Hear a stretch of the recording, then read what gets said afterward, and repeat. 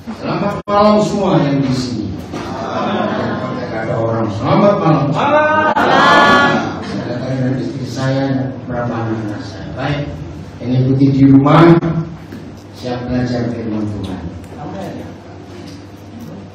Hari ini kita akan belajar sebuah konsep hidup murid-murid Tuhan Yesus. Maaf kalau saya katakan banyak yang masih belum tahu. Saya mulai dengan konsep itu. Banyak atau sedikit yang mengaku orang Kristen itu kecewa dengan Tuhan.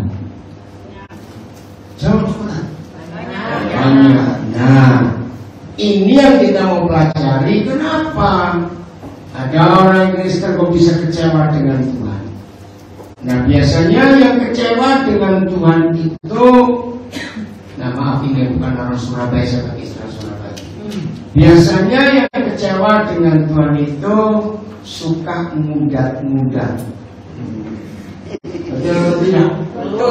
Soal sering ungkit-ungkit.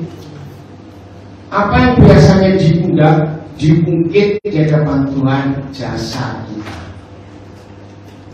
Aku ini rajin doa pagi loh Tuhan. Aku ini paling aktif loh. Kalau pelayanan itu yang lain belum datang, saya datang duluan. Yang lain sudah pulang, saya pulang paling akhir. Saudara, Tuhan gak ingat persembahan saya ini paling banyak loh Tuhan. Gini aja supaya agak ketahuan, gak usah jawab lewat mulut, senyum saja. Pernah gak saudara melakukan itu kepada Tuhan? Senyum. Nah, hari ini kita akan belajar kenapa. Maafkan saya memberikan sebuah ilustrasi yang sangat jelek, tapi ini fakta. Apalagi yang suka mudat-mudat, suka ngungkit-ngungkit. Ya, yuk cepat masuk, jangan lama-lama dengan anak saya ini. Cepetan. Cari tempat. Jadi kok ya saya dalam main jatuh itu teman yang paling lama di ruangan ini ada 2 paling lama. Jadi kok nampak berita ini ya. Bisa. Sepertinya masuk lagi. Jadi kok ya lanjut. Nah ini saya orang begitu. Saya nggak mau pakai bahasa palsu. Saya mau berikan ilustrasi ini. Ya.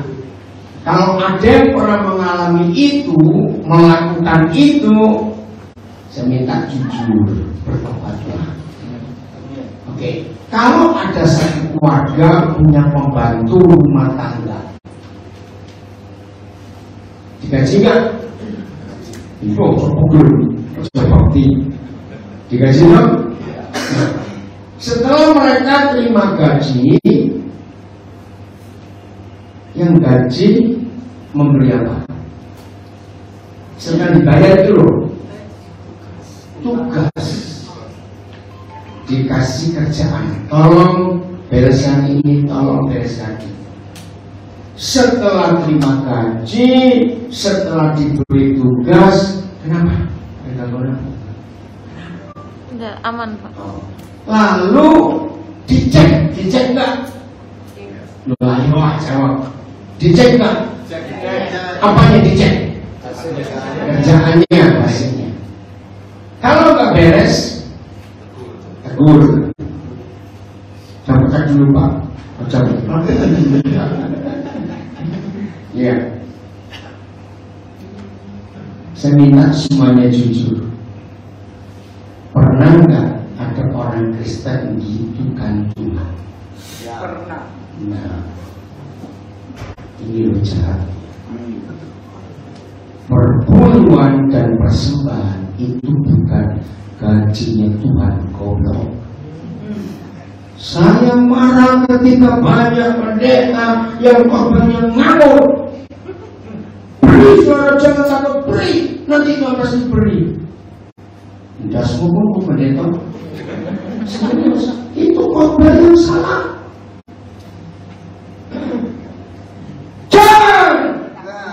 Sekali-kali mulai hari ini maaf Pak. apa ya? Padahal saya itu letak setan yang kurang ajar. Lucu banyak jemaat. Iya loh, apa-apa itu kurang ajar betul. Setuju?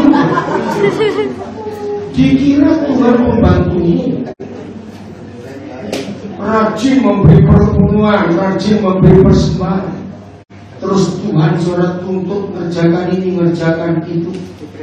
Dan setelah kita lihat tugas yang kita beri dia nggak kerjakan, kita mungkin karena catat ini.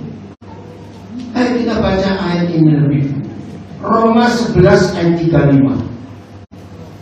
Roma 11 ayat 35. Maaf ya rekan-rekan pendeta, khotbah harus berubah. Jangan membodohi jemaat. Bahkan saya ngomong ini, dengar. Jangan membuat Tuhan seperti penagih hutang dan kolektor. Pernah dengar ada pendeta khotbah seperti itu? Kenapa saudara kecelakaan? Kenapa anakmu sakit-sakitan? Kenapa usah memberat bangkrut? Karena kamu tak memberi perempuan. Itu kurang ajar betul. Itu sebuah kejahatan. Betul setuju saya ngomong ini? Ya, jangan gunakan ayat kudus untuk cari duit buat kepentingan si pendeta. Dengar itu baik-baik. Ayo baca sama-sama. 1, 2, 3. Atau siapa yang pernah memberikan sesuatu sehingga Tuhan harus mengajarkannya. Dengan firman ini, kalau saya pakai bahasa manusia, Tuhan tersinggung. Kalau kita memberi, lalu kita nuntut dia bayar balik. Catat. Saya yakin pendeta-pendeta mata duit dan gak pernah tahu ayat ini. Kalau dia khotbah ayat ini jemaat tidak mau beli. Saya harus ngomong apa?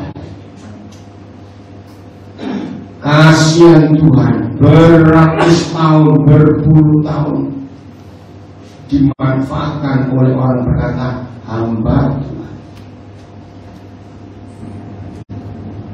Tadi siapa bikin multimedia? Nama siapa? Bobby. Oh, di situ ada aplikasi sadar nggak? Siapa yang punya laptop? Nggak ada. Ada internet nggak? Bob? Nggak ada juga. Nah, tolong Billy Bos tayangkan yang TSD. Ada satu mikrofon lagi. Pinjam untuk baca ya supaya dengar. Yang terjemahan sebenarnya Indonesia itu, wih, luar biasa. Mandi tolong bacakan, tolong Bapak, kamu duduk sebelah mama. Ya, saya dari Semarang, datang khusus. Yang TSI, ya, atau bahasa Indonesia dulu, ya. 1 Timotius 6 ayat 5. 1 Timotius 6 ayat 5. Wajan, kenapa kamu telat? Depan situ. Mama, yang saya ini kan dulu, oke?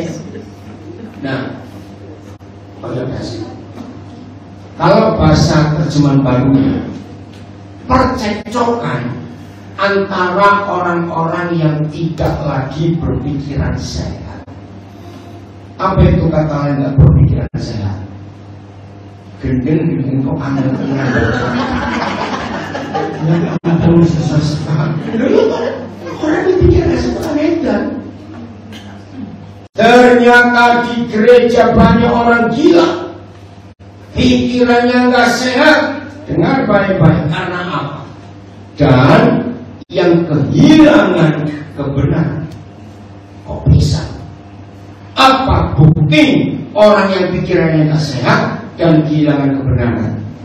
Yang mengira ibadah itu adalah suatu sumber keuntungan. Maka itu khotbah-khotbah rajin ke gereja, rajin pulang pagi, pasti sukses diberkati. Ibu-ibu jangan keluar, ibu di situ aja ya, supaya dengar. Ini loh, nah sekarang TSI-nya, bacakan mana? TSI-nya. pikiran orang semacam itu sudah menjadi kacau, sehingga mereka tidak mampu lagi membedakan yang salah dan yang benar. Sehingga mereka tidak mampu lagi membedakan yang salah dan yang benar. Lanjut. Itulah sebabnya mereka selalu menimbulkan pertengkaran. Nah, selalu menimbulkan pertengkaran gara-gara uang. Terus mereka pikir menjadi guru agama yang terhormat adalah jalan untuk mendapat kekayaan. Pelan-pelan, jangan lanjut. Karena maaf, kalimat ini tidak hanya terjadi di kalangan Kristen. Pernah dengar di kalangan yang mayoritas? Tokoh-tokoh guru-guru agama mereka membohongi umat. Loh, betul tidak? Di semua agama ternyata ada konsep. Ternyata cari duit kerja yang gak keluar keringat dan gak bayar pajak itu mengkhotbah. Catatan baik. Mereka pikir dengan menjadi guru-guru agama yang terhormat mereka dapat umum. Lihat statement kalimat terakhir PSI-nya. Menjauhlah dari orang-orang seperti itu. Apa yang menjauh? Ini memang besok yang ngurus. Makasih banyak.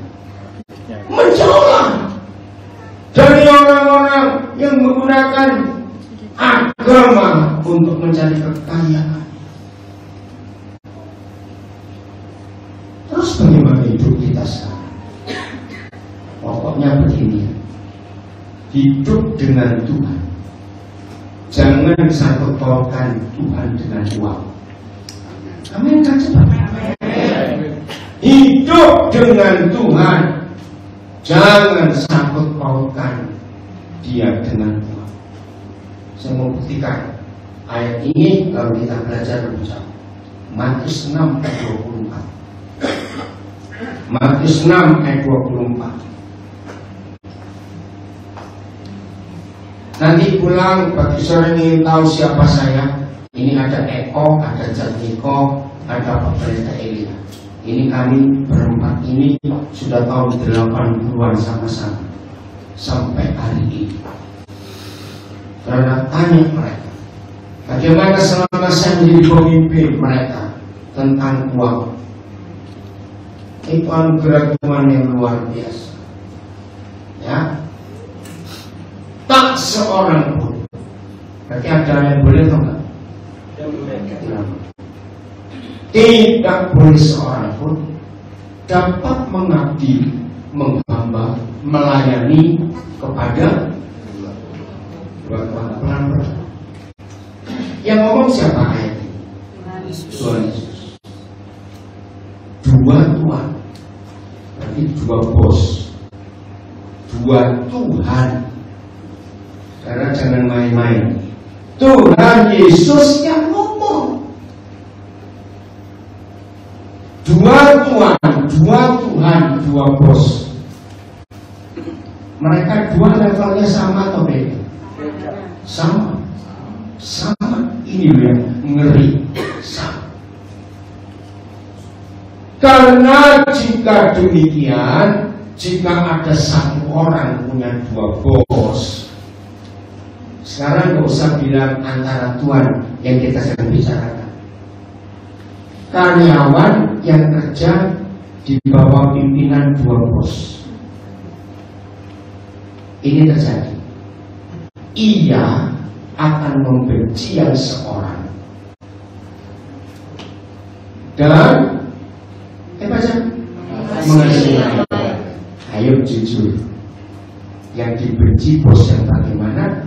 Yang dicintai bos yang bagaimana? Bos yang galak. Bos yang pelit pasti dibenci. Bos yang suka memberi duit walaupun uangnya jahat, uangnya nggak benar, disayang. Dan saudara perhatikan nanti siapa yang dimaksud dua Tuhan? Atau ia akan setia kepada yang seorang dan tidak mengindahkan yang lain. Maka itu untuk kerjaan pun harus milih bos yang mana. Nggak bisa. Lanjut. Kamu ganti saya baca. Semuanya ya.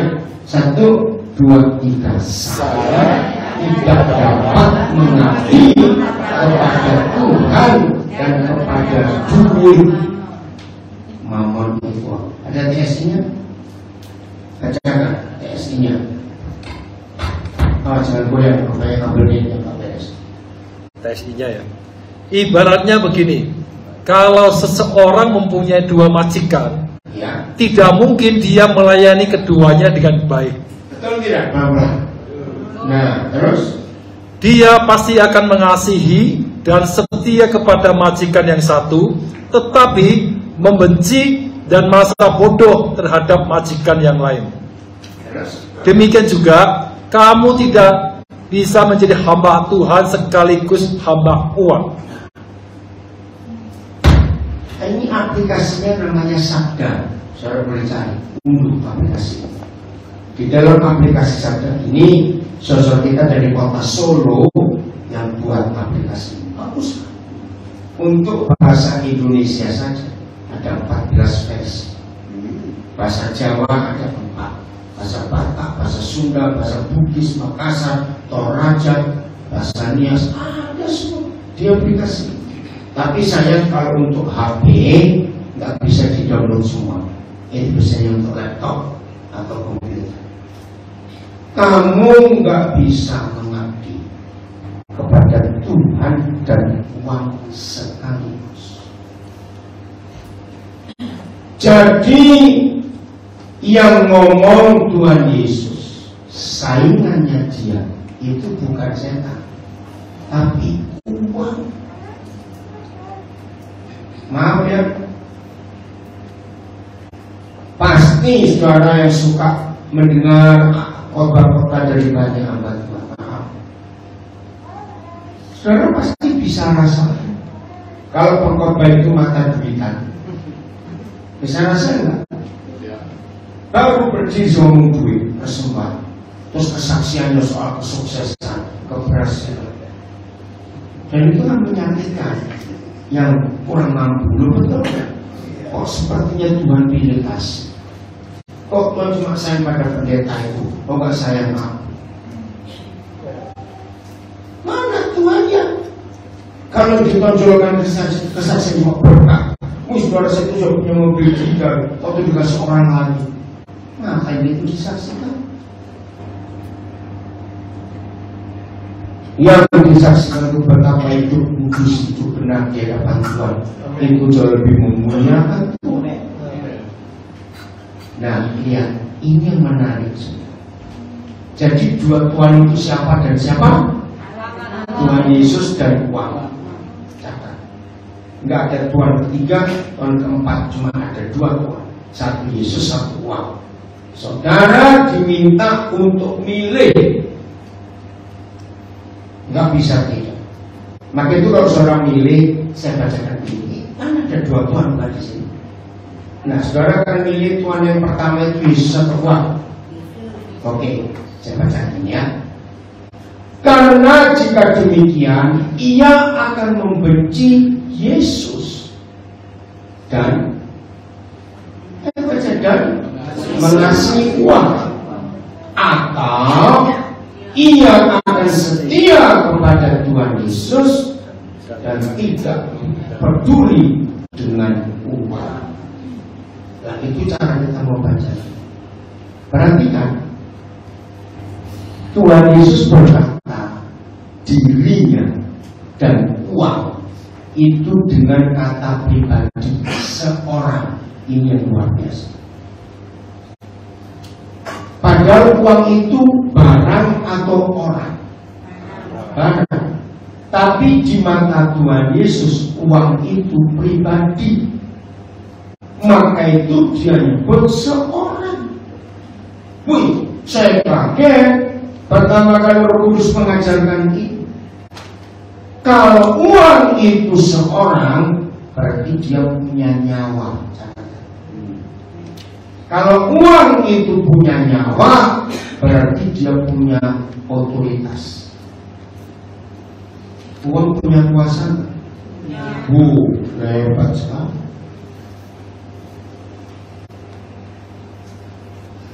Saudara, ini loh yang kita harus hati-hati. Maka itu hati-hati dengan pengkhotbah-pengkhotbah yang saudara dengar. Kalau khotbahnya tentang kekayaan, keberhasilan, tapi tidak menekankan hidup kudus, hidup taat, pikul salib, bahaya sekali. Dengan ayat ini, saudara masih ingat Tuhan Yesus pernah berkata, siapa yang lebih mudah masuk neraka dan lebih susah masuk surga? Orang kaya. Nah, kenapa gereja nggak membanggakan ini? Maka itu kalau gereja khotbahnya banyak, berhasil, saudara sukses, wah saudara kaya, saudara tahu, membuat jemaatnya masuk neraka. Mari kita butuh uang untuk hidup. Tadi kami dari tempat nginap di daerah Majen Sumpono sampai sini kami naik taksi, butuh banyak. Nah pasti kaget bukan? Kawan-kawan sekelas saya kok tetap naik taksi. Saya nggak pernah ingin punya mobil sampai hari ini. Saya juga punya anak banyak di Surabaya, ratusan. Tapi saya telepon mereka untuk jemput. Kenapa? Karena kami ingin bisa jadi berkat di angkot kendaraan umum ini. Aneh nggak kalau saya lihat kawan-kawan sekelas saya naik taksi, naik angkot? Loh, saya jujur dibandingkan berkorban yang mengerikan ini. Ada berapa teman saya pendeta sampai ketakutan karena mengundang Tuhan seseorang hebat.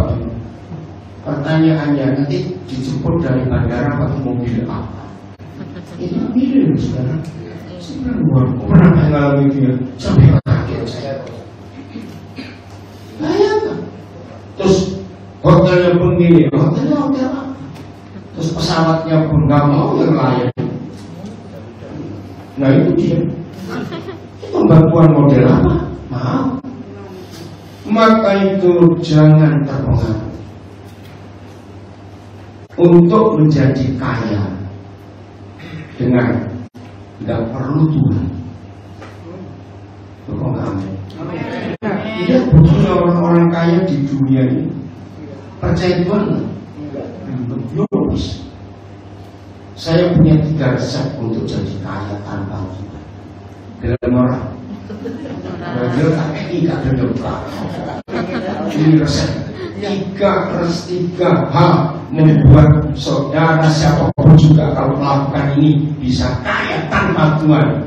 Tetaplah berbuat dosa tetap kaya. Mau atau tidak saya tanyain? Jujur. Tahu biasa. Oke, tapi saya tak beritahu. Nomor 1, tiba-tiba dapat warisan. Langsung kaya enggak? Itu nggak usah berubah. Kenapa? Warisannya apa dulu? Loh, namanya warisan ada 2 dong. Mau Israel kita hanya warisannya apa dulu? Warisan itu kan kekayaan, betul nggak? Ada kalau bukan warisan, salah gitu. Tiba-tiba dapat warisan, pasti kaya nggak? Kaya. 2, rajin. Misalnya saudara punya kios kecil di pasar Wonokromo, yang lain bukanya itu jam 6, saudara buka jam 4. Yang lain tutup toko jam 6, saudara jam 10 malam. Orang rajin tanpa Tuhan pasti sukses. Belum saya tanya, sukses pasti. Nah yang ketiga ini paling nampak, Dito. Hiduplah pelit, pasti kaya. Betul? Nah, orang pelit jangan pelihara kucing. Gak kenapa? Kalau beli ikan sama dasi itu direbus 3 hari, cuma dimakan uangnya. Hari keempat baru netelan. Nah kucing nggak keduman. Ngerti ilustrasi ini? Maka itu saudara, jangan ngomong kekayaan dengan Tuhan, nggak ada hubungan. Oh nggak amin. Karena dunia sudah membuktikan banyak orang kaya yang nggak takut Tuhan. Nggak apa-apa, memang itu hukum alam. Setuju ya? Ayo jujur, hati saudara melekat ke siapa? Ini serius. Oke. Ini loh, kalau orang yang melanggar Matius 6:24. Ya, saya beri contoh lagi. Satu hari ada dua orang yang tak saling kenal datang ke dokter. Satunya orang kaya sekali, satunya miskin sekali. Setelah didiagnosa, wah, ini perlu biopsi. Nah, kalau orang ke dokter dan ada kata biopsi, itu kemungkinan kanker. Nah, biasanya yang ngerti yang kaya dan miskin soal biopsi. Miskin boleh dok, biopsi susah diterangkan, susah. Oke. Nah, oke. 10 hari lagi kedua saudara balik untuk saya bacakan hasil biopsi. Akhirnya baliklah mereka dua. Hasilnya mengejutkan, kanker stadium. Ya. Ini mengakibatkan saya. Masuk. Ya. Ini saya dari Jombang datang. Dari tempat mana? Di situ. Depannya Mas. Apa sih? Sebelah mama saya. Oh, sebelah mama. Benar ya? Begitu dokter menyatakan hasil biopsi dua orang ini dengan kanker. Orang tadi siapa dan siapa? Hasil tadi. Nah, ini saya tanya. Yang mana dari dua orang ini langsung berharap Tuhan, gandol Gusti? Oh Tuhan. Miskin. Yang jawab yang kaya tak ajari. Justru yang kaya nggak bisa 100% gandol Gusti, berharap Tuhan karena uangnya. Yaudah dong, saya akan periksa lagi ke Pineng, ke Singapura, ke Amerika, karena duitnya. Yang miskin ya gandol Gustinya subuhan gitu. Lu lihat tapi ya, karena nggak punya duit. Jadi selama saudara masih punya uang, jangan nyanyi lagu ini. Satu-satunya yang ku ada. Pernah dengar ini? Jujur, yang nggak punya uang nyanyi itu mantap. Loh ya kok tidak jangan jawab. Tuhan harapannya bukan duit, tapi yang uangnya banyak, maaf bisa terus nggak beranak Tuhan? Berkata satu-satunya nggak bisa. Ini loh ayatnya. Maka itu sering-sering nggak punya duit. Itu nggak amin supaya nggak Gusti. Tenang itu. Kalau nggak punya uang itu berharapnya itu sungguh gitu ya. Nah, apakah ke periksa berobat ke Pineng kemana itu berdosa? Tidak. Tuhan nggak melarang orang berdosa. Cuma harapannya ini. Nah ini salah satu alasan kenapa orang kaya susah masuk surga dan lebih gampang masuk neraka. Karena berharapnya dua Tuhan ini. Lu apakah nggak boleh kaya? Boleh, jangan melarang. Tapi jangan pelit. Tapi susah orang kaya itu. Justru gara pelit nanti dia suki. Lu ya toh, kalau keluarnya dicuri. Maksudnya begini itu susah, bener. Ingat beberapa tahun yang lalu saya tuh tayangan itu nggak ada di RCTI setiap Rabu sore jam 4 berapa tahun yang lalu ada acara minta tolong. Bener ya? Itu luar biasa bagus sekali ya. Yang pernah tahu? Yang lebih banyak nolong orang kaya atau orang miskin? Orang miskin. Aneh. Sutradaranya orang Kristen. Iya, karena baik saya mertua dengan mantu. Ya Pak Pendeta Gideon Tanggunaan di Cimahi dan Pendeta Eko di Ungaran. Itu mereka yang buat satu kali setelah saya baru sadar berapa minggu ini kok nggak tayang ya minta tolong tak telepon. Aduh nggak bisa kemudian sudah ketahuan banyak orang. Jadi sudah nggak lucu lagi. Orang sudah tahu semuanya. Tapi itu program luar biasa. Jelas. Setiap kali ada orang kaya yang didatangi mama. Tapi yang susah-susah itu malah nolong. Itu luar biasa. Maka itu pilih siapa Tuhan saudara. Begitu tema yang saya tulis tadi ini. Hidup bergantung penuh kepada Tuhan dan firman-Nya. Hidup melekat kepada Tuhan dan firman. Saya nggak tahu loh, maaf ya. Tadi mulai ibadah ada deklarasi, saya nggak tahu. Ya, buktikan nanti saya sudah nulis juga di tema saya. Saudara, silakan mengucapkan kata deklarasi sampai ledeh lambing. Yang nggak ngerti ledeh apa maksudnya? Kalau hidup nggak melekat kepada Tuhan, nggak ada gunanya. Itu cuma jadi barang hafalan saja. Oke. Masih ingat zaman COVID tahun kembar 2020 sampai 2021. Ayo. Pasal mana yang paling terkenal? Nabi Ternabel Mazmur 91. Saya sampai menek. Kenapa ya? Salah. Kalau cuma kita ucapkan,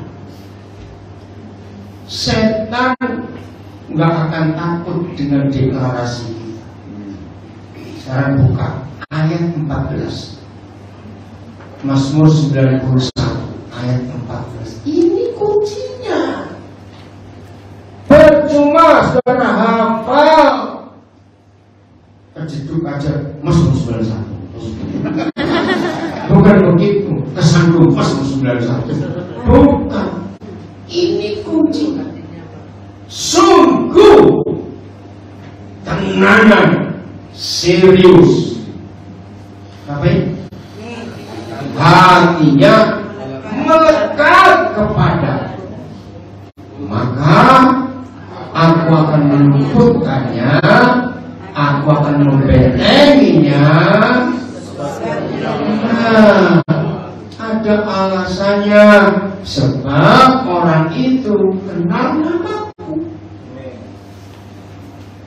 Jadi gak bisa cuma diucapkan, dikatakan, dideklarasikan.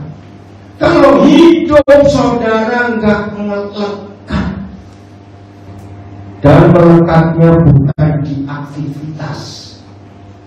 Orang yang rajin doa pagi, rajin doa siang, rajin doa sore, rajin doa malam, itu baik atau tidak? Tidak. Lah katanya dongeng. Ngawur lagi, jawab goblok-goblok. Kenapa kamu goblok juga? Saya ngomong.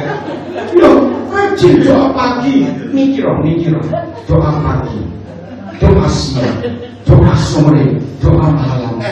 Kok baik itu loh. Pagi sebelum berangkat. Oke, siapa mau gaji orang diputus terus ini doa dulu. Jawaban cepetan. Kalau selang-selangnya nggak bisa. Belum berangkat.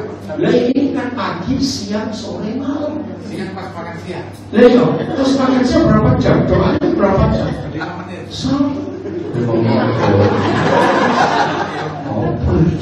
Ini jujur ini baik, tapi saya mau ungkapkan itu konsep yang salah. Apalagi ada kalimat banyak berdoa banyak berkah. Betul. Sedikit berdoa sedikit berkah. Kurang berdoa kurang berkah. Tidak berdoa nggak ada berkah. Yang dia cari bukan aktivitas kita, tapi khusus yang hatinya melekat.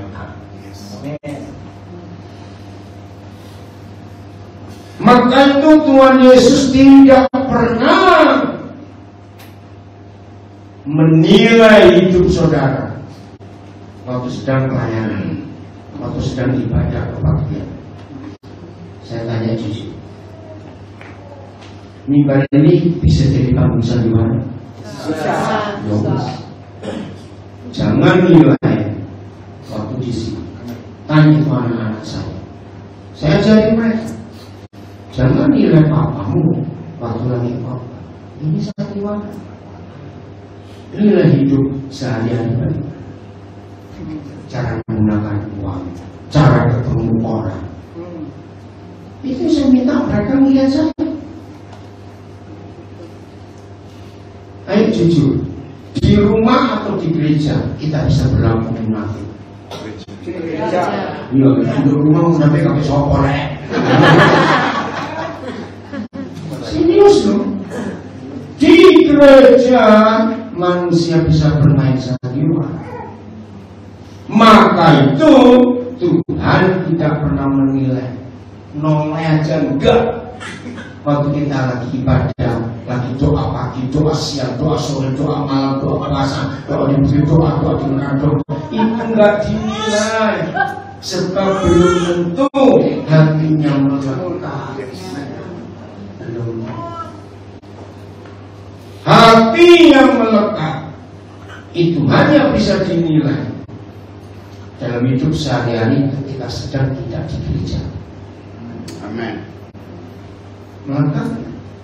Melekat itu artinya ngikuti terus, nempel dengan hatinya Tuhan.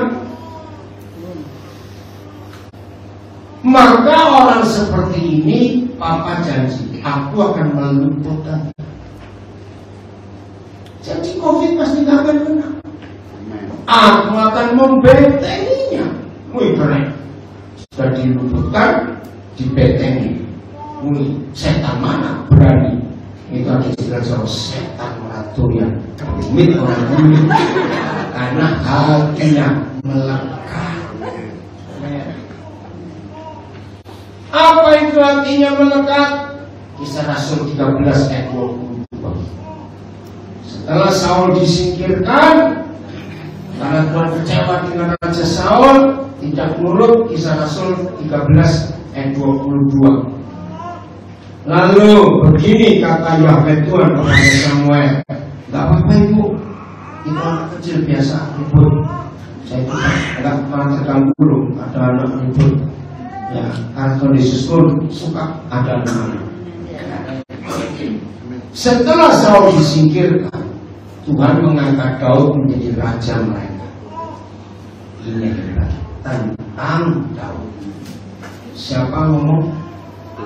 Tuhan telah menyatakan dua hal saja. Satu, aku telah menemukan pengganti Raja Saul, Daud anak Isai orang Bethlehem. Kamu bersama. Terus kamu tanya, kenapa dia? Satu, seorang yang berkenan di hatiku. Terjemahan lain, seorang yang hatinya ngikuti hatiku. Nah ini melekat. Jadi Tuhan ke kiri, Daud ke kiri. Tuhan terus, Daud terus.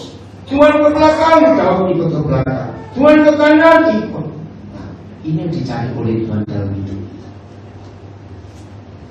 Saya coba beri pertanyaan. Rajinlah berdoa, tapi dua Tuhan nuruti enggak yang didoakan? Ini ayat. rajinlah berdoa, rajinlah mendeklarasikan apa saja, tapi itu tak pernah nurut. Semua yang ada di Alkitab mujizat-mujizat karena ketaatan.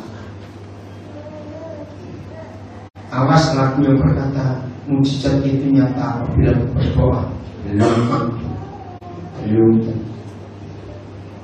Mujizat secara Alkitab, baca dari kitab Kejadian sampai kitab Wahyu, hanya karena ketaatan. Ingat Sungai Yordan yang tiba-tiba banjir waktu Yosua akan mimpi. Tuhan, Yosua bilang, Tuhan tolong surutkan air ini. Enggak, Bapak bilang, melangkah dulu, cemplungkan kaki imam yang pertama, langsung air terbelah. Musa dalam ketakutannya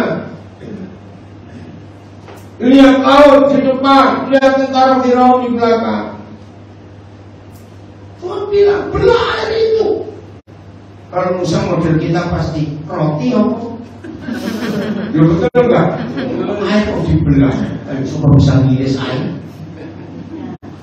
Secara logika gak mungkin. Tapi Musa nurut, dia angkat tongkat. Semua karena ketaatan. Masih ingat orang bernama Simon sebelum ganti nama Petrus?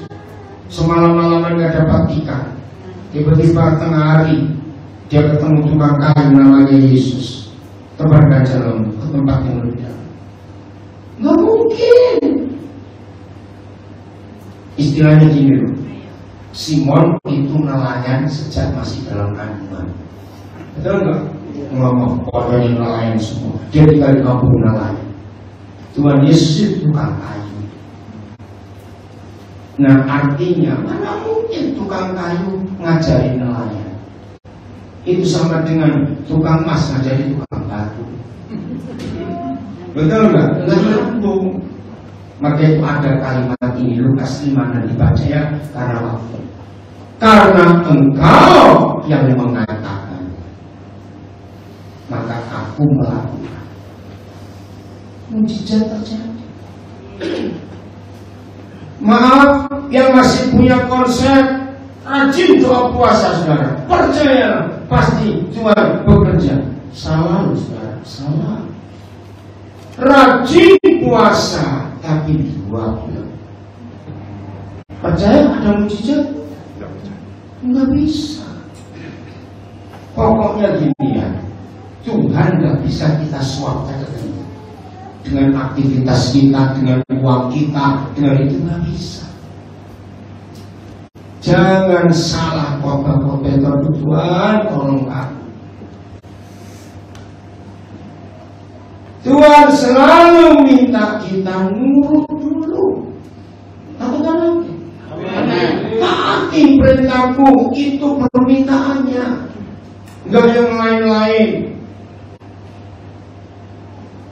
Tuhan tolong kami supaya logika ini berubah dalam nama Yesus. Saya ulangi lagi ya, supaya hidup kita benar. Dia kata mengenal namaku itu bagian kan kita kembali. Selama kita taat, jaminan itu pasti ada. Jadi kita dijamin Tuhan bukan karena aktivitas. Satu, Daud orang yang berkenan di hati. Nah kata berkenan ini hatinya mengikuti hati itu. Nomor dua, dan yang yang melakukan melakukan kehendak Tuhan segala. Pertanyaan, waktu yang Tuhan ngomong ini pada Samuel, Daud sudah dipanggil, sudah diurapi, sudah dipilih atau belum? Ini yang saya katakan. Bagaimana orang yang belum diapa-apakan oleh Tuhan, tapi Tuhan sudah bilang ini orang akan melakukan segala kehendak. Dari mana nilainya? Orang belum apa-apa.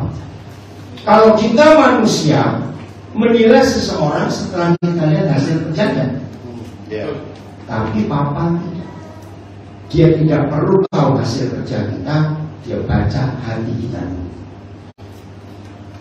Jadi orang nurut Itu tidak perlu dibuktikan dengan rajinnya ke gereja, rajinnya ibadah, rajin baca Alkitab, rajin doa. Enggak. Semua itu, maaf saya tanya, bisa dilakukan dengan kepalsuan? Bisa. Nah, hati saudara, hati. Cuma kita dan Tuhan yang tahu. Maka itu kalau hari ini saudara bisa memposisikan hidup demikian rupa, menurut Tuhan atau menurut Tuhan, saya ngomong, Tuhan tahu. Hasilnya luar biasa.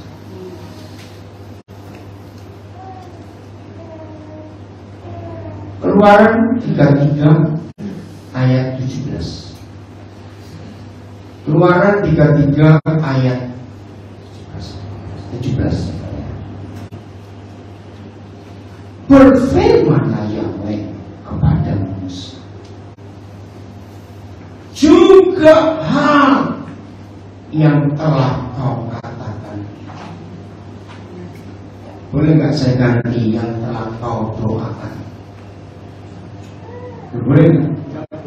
Boleh, karena doa kan sama dengan berkata. Ngomong dengan Tuhan. Ini luar biasa. Berfirmanlah Yahweh kepada Musa, Musa, juga hal yang kau doakan, ini akan kulakukan.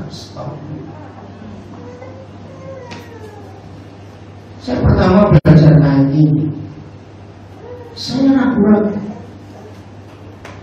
Gimana ragu-ragunya? Coba dengar. Dalam kalimat ini antara Bapa di surga dengan Musa, siapa yang mengikuti siapa? Baca. Ini pertanyaan penting. Dalam hal ini siapa yang mengikuti siapa? Mau ragu-ragu pertanyaan lain. Aneh gak? Loh jawab. Aneh. Siapa Musa? Siapa kita? Ini pertanyaan saya pertama. Nah, setelah saya yakin nggak salah. Kira-kira saudara ini nggak punya pengalaman kayak Musa? Pengen. Terus hal kedua, juga hal yang telah kau katakan ini Musa akan melakukan. Pertanyaannya, Musa bisa salah ngomong? Bisa. Namanya manusia. Nah, bagaimana kalau suatu hari Musa salah ngomong? Kira-kira Tuhan akan nuruti? Ini mikir Ustaz. Ayo, coba, gak usah takut salah. Ini kita diskusi. Bisa. Musa bisa salah bicara. Terus bagaimana? Jawabannya jadi kalimat koma. Ada kata apa? Kata jangan seperti macam mulai ya. Karena ini kuncinya. Mengapa Yahweh Tuhan bisa nuruti semua perkataan Musa? Karena mengenal. Karena apa? Baca. Engkau Musa telah mendapat kasih karunia di hadapanku. Begini ya terjemahan kasih karunia itu nggak sulit dalam bahasa Indonesia. Di perusahaan saudara baru bergabung satu karyawan. Sejak dia masuk, ini karyawan ini bisa ngambil hati saudara. Rajin. Tanpa diberi tugas, diberi perintah, dia bisa ngerti yang saudara ini. Ditunggu seminggu masih sama, tunggu sebulan tidak ada perubahan, tetap seperti ini. Ditunggu 3 bulan enggak berubah, malah saudara makin sayang dia. Ini orang kok hebat sekali, enggak pernah ngomel, nggak pernah nuntut. Tiba-tiba mendadak saudara perlu, harusnya dia pulang jam 4 sampai jam 7. Karena dia lihat saudara masih di kantor, dia nggak mau pulang, nunggu. Semakin sayang nggak? Lu sempat jawab. Orang seperti ini perlu nggak dia ngomong naikkan gaji saya? Nggak perlu. Sebagai majikan tahu sendiri. Nah, ini aneh. Karena engkau Musa telah mendapat favor in my sight, mendapat kesukaan. 2 tahun pasti sudah saudara naikkan tingkatnya lagi. Makin tinggi jabatan saudara beri pada orang ini, dia tetap setia, dia tetap rajin. Makin sayang 3 tahun, 4 tahun, makin hebat. Nah, ini ilustrasi saja. Kira-kira kalau dia seorang pemuda yang begitu rajin, pantas gak berjodohkan dengan anak? Wajar dong. Betul? Nah, ada kisah itu di Surabaya. Siapa pernah dengar nama hamba Tuhan pengusaha hebat, ya seorang legenda, Bapak Prawiro Maruto? Nah, saya kenal kisah itu. Dia kerja di perusahaan NV, masih pakai istilah Belanda, Jawa Timur, di Perak. Nah, waktu dia masuk jadi karyawan, ini bosnya ini lihat ini orang luar biasa. Kalau nggak salah nama temannya Beijing atau Beijing, Beijing ya. Saya kenal betul secara hidup. Waktu itu Oma Intan masih hidup, mamanya Ibu Ineke itu. Dia cerita pada saya, dulu dia sebut nama Tuhan, rajin luar biasa, hebat, setia, loyal. Suatu hari dia diajak masuk ke kantor pribadi, ditunjukkan semua planning perusahaan MV Jawa Timur. Kaget Pak Prawiro. Udah makin lama makin bisa dipercaya. Maaf ya saudara, maaf, sempat ribut di keluarga mereka karena ada anak kandung yang laki-laki kok gak dipercaya. Ini karyawan kok dipercaya. Dan akhirnya Ibu Ineke dijodohkan jadi orang yang luar biasa. Anak bungsunya namanya Rene, ya, saudara hebat. Nah, seperti itu yang Tuhan cari. Nurut gak? Loyal gak? Setia gak? Karena engkau telah mendapat kasih karunia di hadapan, belum cukup. Dan karena akunya siapa? Tuhan mengenal Musa. Ini konsep penting banget. Contoh begini, kalau saudara ketemu teman-teman terus ngomong, wih aku kenal loh Presiden Joko Widodo. Oh kenal aku loh. Responmu apa? Guyu toh. Betul nggak? Ngomonglah sampai ledek hatimu. Aku kenal Pak Jokowi, aku kenal Presiden. Ngomonglah setiap hari. Tapi kalau suatu hari entah di acara apa, atau Pak Jokowi nyeletuk, oh Pak Ilya pingsan, kenal saya. Pak Jokowi kok gak loh, ini perbedaan. Jadi kalau presiden yang ngomong, aku kenal orang itu di Surabaya, artinya Kenal. benar. daripada kita yang mau kenal. Ini saudara saya. Jadi Papa di surga yang ngomong, Musa, aku kenal kamu. Nah, pertanyaannya, tahun berapa saudara akan mendapat kalimat ini dari Tuhan? Jangan bilang, nanti itu pahlawan nangis.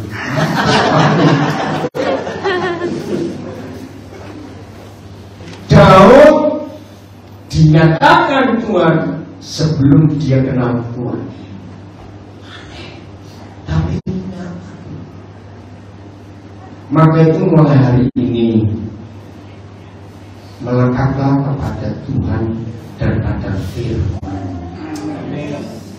bukan pada aktivitas doa. Rajin berdoa, rajin ibadah, tapi tidak menyukai firman. Maaf, apalagi hobinya dapat membuat, dapat melihat. Bertobat ya Tuhan, itu salah di hadapan Tuhan. Maaf, siapa yang masih ngejar hamba-hamba Tuhan punya karunia, wih, dia itu kalau membuat apapun, ayo datang yuk. Apalagi ada iklan di brosur-brosur akan didoakan satu persatu setelah ibadah. Pakai dulu. Apa bedanya dengan kedukun, goblok? Lo betul tidak apa bedanya? Salah. Tolong ya, yang punya karunia seperti itu bertobat. Didiklah orang untuk bisa tinggal suara Tuhan sendiri. Gak usah lewat kita. Kenal sendiri. Itu yang melekat kepada Tuhan dan firman. Karunia roh bagus, tapi kalau ngerol terus tanpa firman, bisa jadi dukun, tahu? Hati-hati itu. Apa bedanya dengan tukang ramal? Bertobat. Juga hati-hati. Ada orang berkata, oh dia punya karunia bisa melihat setan. Udah ke rumahmu, suruh cek ada setannya di mana?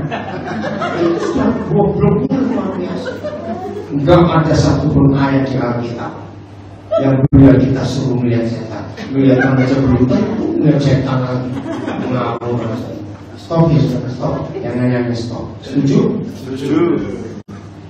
Kalau saudara melekat ya kepada Papa dan melekat pada firman-Nya, sudahlah. Nggak usah macam-macam. Ayat ini terjadi. Dan dalam bahasa Indonesia ada kalimat juga hal. Perhatikan, jangan diremehkan. Dua kata juga hal dalam satu kalimat. Ayat, apa artinya juga hal? Ada artinya loh. Itu nggak usah ngomong. Ayo cepetan, apa artinya juga hal? Apa? Termasuk hampir betul. Termasuk yang dulu-dulu dan termasuk yang nanti. Wih, saya bilang hebat sekali. Kira-kira seperti ini enggak? Papa di surga nyatakan itu pada kita masing-masing. Nah, kalau saudara ingin, saya beri resep ini. Kondisikan, tahu, siapkan hati kita sedemikian rupa sampai Tuhan yang menilai. Serius. Kondisikan hati kita sedemikian rupa. Bukan Naruto lah.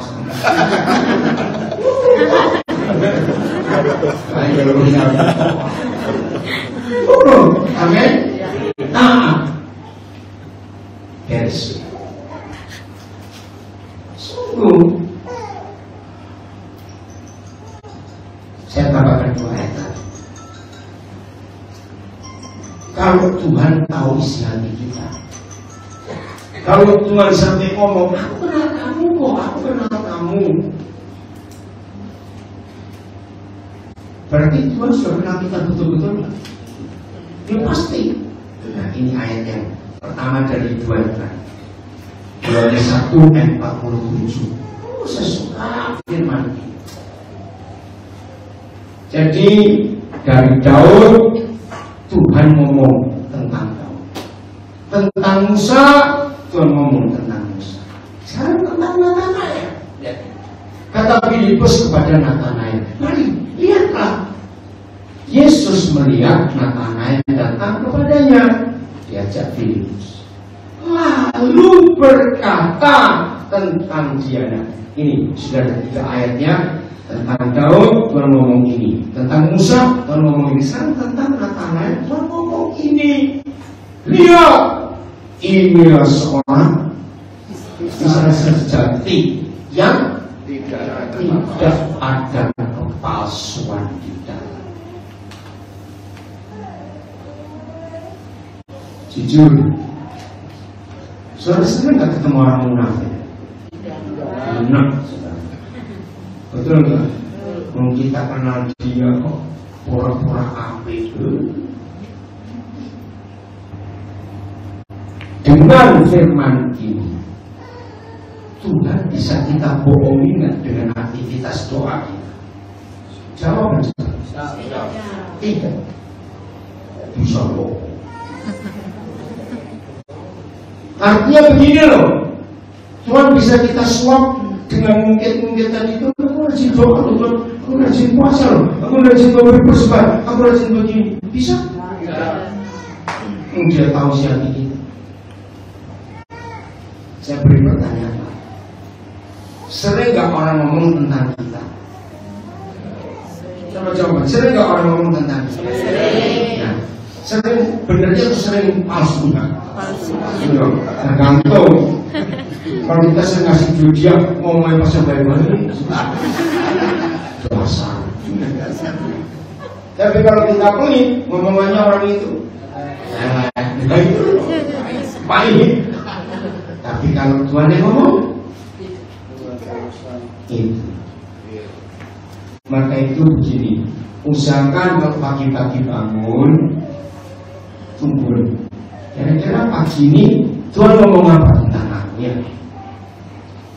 Ini penting sekali dalam hidup kita. Luar biasa. Keren gak Natanael ini? Israel sejati yang tidak ada kepalsuan. Nah ini kondisikan hidup saudara seperti ini. Tuhan saja yang tahu. Hebat. Betul? Makanya kalau kita berubah mulai hari ini, serius dengan Tuhan. Jangan bohongi Tuhan, jangan nipu Tuhan dengan semua aktivitas kita. Apa kesimpulannya? Mazmur 139 ayat 4. Ayat ini yang terakhir. Mazmur 139 ayat 4. Maaf, yang rajin berdoa hari ini harus berubah. Doa yang benar itu bukan nyerocos lagi. Baca sama-sama, 1, 2, 3. Sebelum lidahku mengeluarkan perkataan, sesungguhnya semuanya telah kau ketahui. Maaf, jangan saudara kaget dulu. Karena otak kita jadi mindset dengan teologi yang salah, dengan doktrin yang salah. Rajin berdoa, jangan cuma 1 jam, kurang, tambah 2 jam. Maaf, dengan ayat ini perlu nggak sih doa panjang-panjang? Lu jawab apa? Lu bingung? Tidak. Dia tahu semua. Sebelum mangap, kalau orang Surabaya bilang, sebelum mangap, Tuhan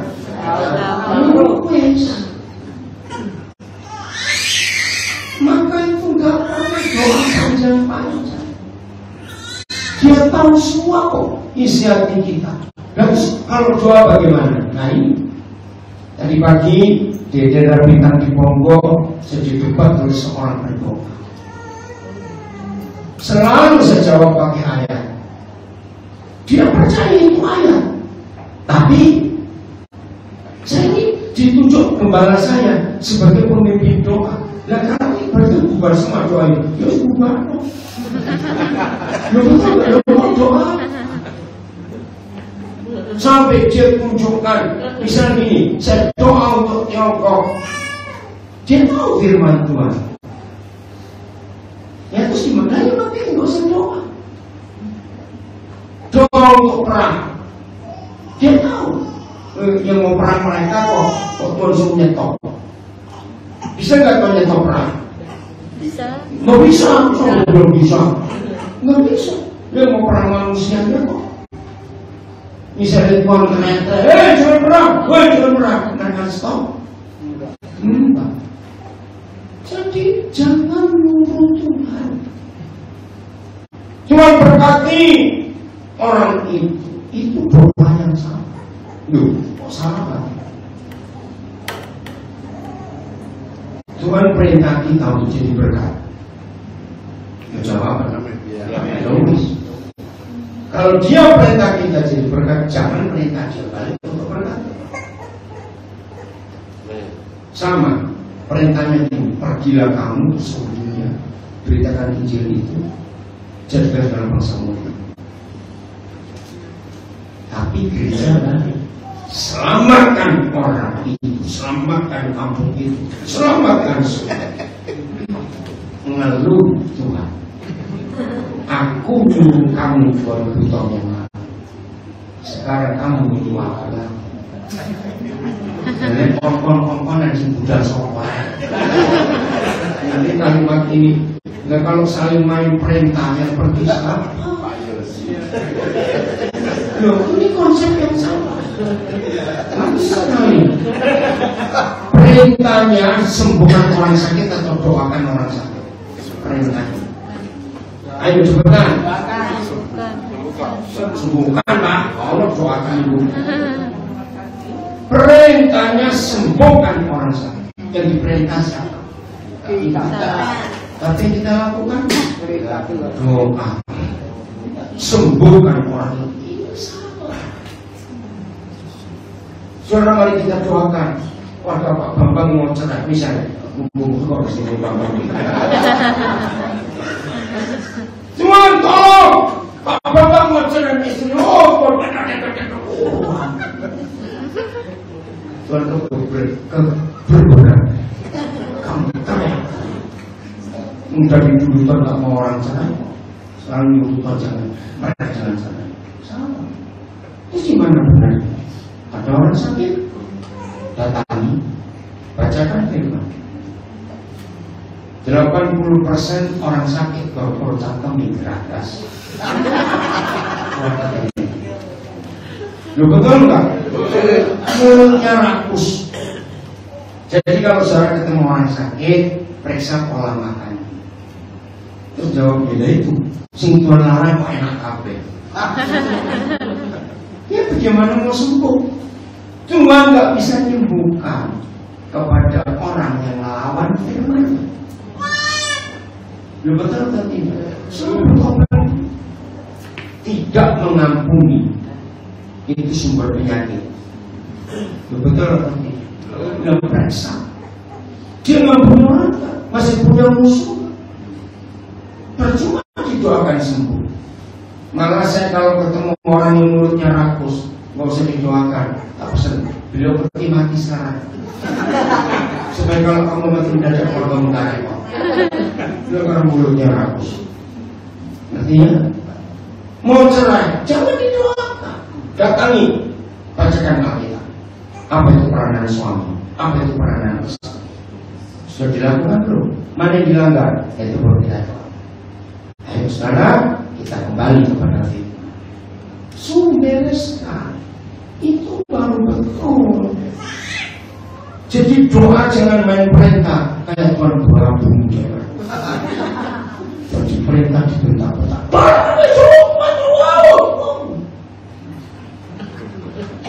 Doa yang salah. Belum buka mulut aja dia sudah tahu. Mari kita hari ini. Jadi yang lebih penting melekat kepada Tuhan dan firman-Nya. Gandul, saudara. pokoknya hanya dengan Tuhan. Cintai firman-Nya. Yakinkan diri saudara, jauh lebih penting mendengarkan firman dan melakukan daripada doa kebanyakan. Maaf saya berkata, bagi yang rajin berdoa, ubah konsep. Doa itu bersekutu dengan Tuhan. Kita nggak ngomong sendiri, harus Tuhan coba bicara. Oke, Tuhan memberkati kita semuanya. Haleluya. Jadi berkat.